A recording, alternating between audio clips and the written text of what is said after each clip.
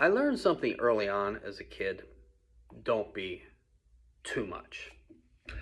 I was maybe 10, and I was at my grandmother's house, and I was sitting between her and my mom, and I'm not sure what we were doing, probably looking at an album of photographs, but I was on fire with commentary, and they were howling, literally howling with laughter, and that's how the evening went, joyfully, or so I thought.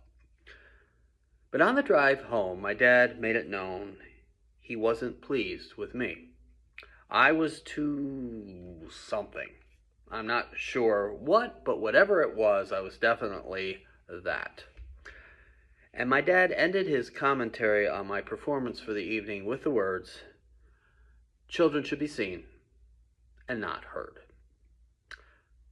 Honestly, I didn't know what he meant. But I did know he was telling me to shut up. It wasn't a great feeling. It never is when you're told you've done something wrong, but you, for the life of you, can't figure out what. But I did listen.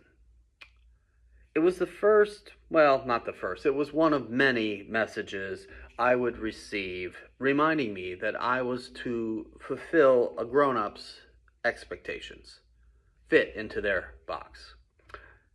It was weird, but I listened. I always listened.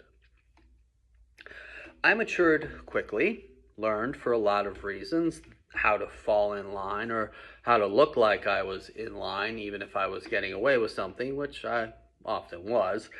And I realized that life was a lot more peaceful when I lived that way.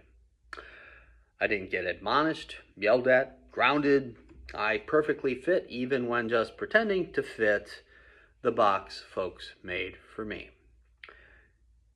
And it's kind of sad. Now, of course, we need rules for kids. We need to give them guidance. We can't have packs running naked around town, doing whatever they like. We can't have Lord of the Flies on our doorsteps. But it's sad when a kid doesn't get to be a kid because there's too many expectations, too many rules. Innocence should not be lost before it has to be. When I was 22 years old, my factory job dried up. The job I had worked most summers since the beginning of college. And it was the summer between my college graduation and seminary. My family did not have a lot of money. And this job made me lots of money.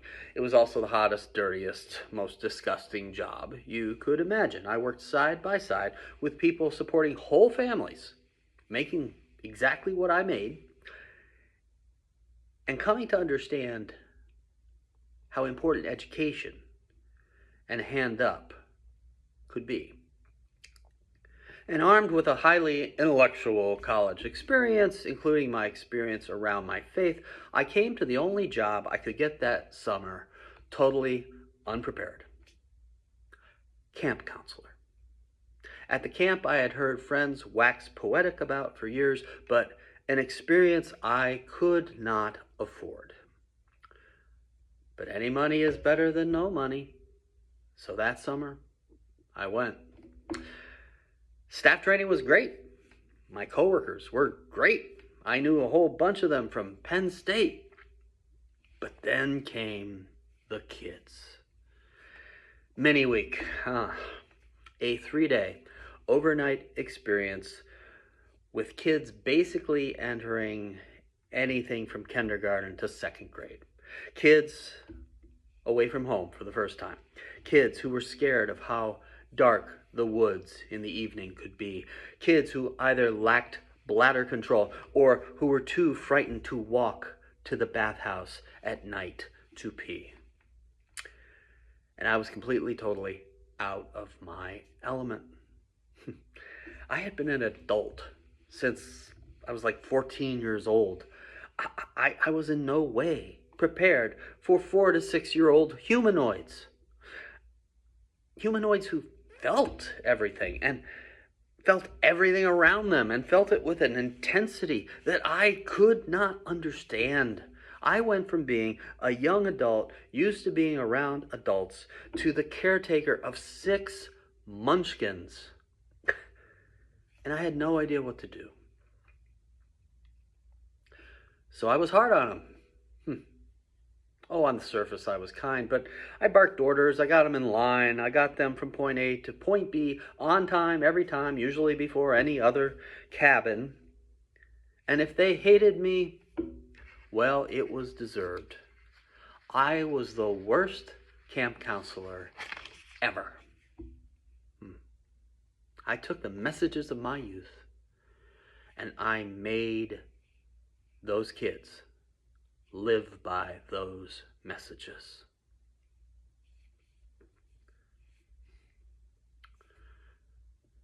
In the immortal words of Matthew today, we read, "Then little children were being brought to him in order that he may lay his hands on them and pray. The disciples spoke sternly to those who brought them." The disciples do a lot of dumb things in the Gospels. Our friend Craig Haas says that in the Gospel of Mark, they should be called the disciples. But my 20-ish something self would totally be with them. Kids, what the hey? We're about serious stuff here. High-level stuff. Good gravy, this guy might be the Messiah, and you're making him into a nursery room teacher?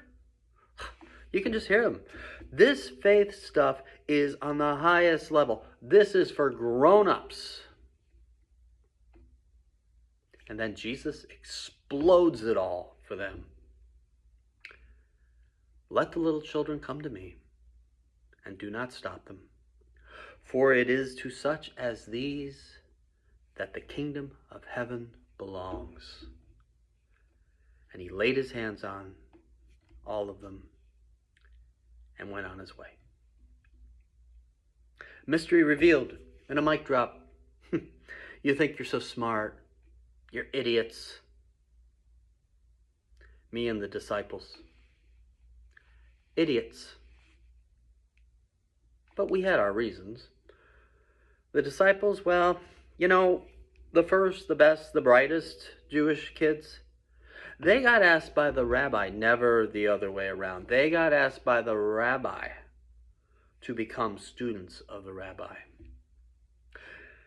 The ragtag band that Jesus assembled, they were the ones passed over by the other rabbis. My dad, he wasn't an idiot. He just wanted me to be humble. He didn't want me to get a big head. Somebody put that in him. And if he had known me better, he would have known and understood that I needed the exact opposite. I needed someone to believe in me. Because I am built in a way that I will always, even when I know better, I will always doubt myself. A way that, upon adulthood, also would have joined the disciples in saying, "Get the rugrats out of here."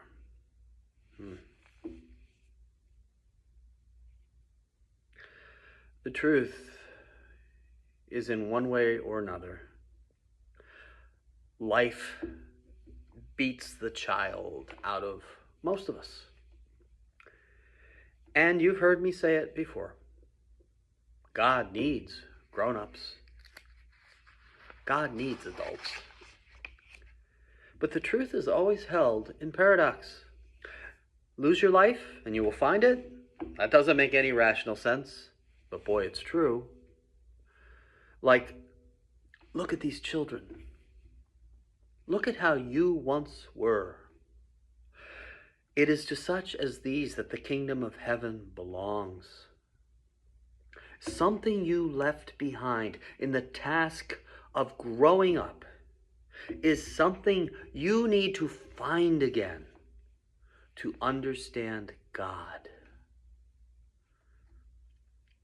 The way of the child is the path of faith, the way of commitment, the way of honesty, the way of a faith that just trusts and trusts and trusts and gives it all to God. My week of mini week was the longest 3 days of my life. I screwed up, and I wish I could find those kids and apologize to them for being the worst camp counselor ever. A counselor who didn't understand, who couldn't comprehend what it meant to be little, who couldn't remember being a child. But I would also tell them, what you gave me that week changed my life. The morning of the day before our last day, one of the kids started to cry. He missed his mom. And suddenly, in a rush of holy, if terrifying grace, I realized how badly I had failed this little boy. I picked him up, I held him, I told him he was loved, I dried his tears and laid her on his sleeping bag, and I apologized for being a jerk without actually saying those words, because at least I had learned those were words they would not understand. And the rest of the day went pretty great, because I started to become what my kids needed. I did not want to be the cause of tears again. And then that night, the final night of mini week, well, my cabin was finally asleep. I had 2 hours off. Oh, see, this was our practice. 2 counselors would watch the village to make sure everybody was safe and sound, while the rest of us had some time to ourselves. I was headed off to the place where all of the off-duty counselors were, walking through the girls' village on the way, when I passed a cabin and I heard sobbing. By the way, the story you are about to hear violates our own child safety policy in every way possible. I looked around and I could not find the counselors in charge, but I could not ignore the sobbing. I walked into the cabin, which was as dark as the dark side of the moon, and the crying subsided a little as I did. I said, "Where are you?" The tiniest voice you can imagine said, "Over here." Without a thought, I went to the bunk, I sat, and I swept up that little one, and she immediately threw her arms around my neck. And everything in her just poured out. Her parents were coming tomorrow. She was afraid something was going to go wrong. She was afraid that they would not be there. She had loved camp. She loved it so much. She just wanted to come back next year. But right now, she wanted her mommy and her daddy. And we talked, and I told her Mom and Dad would be there. It was all going to be okay.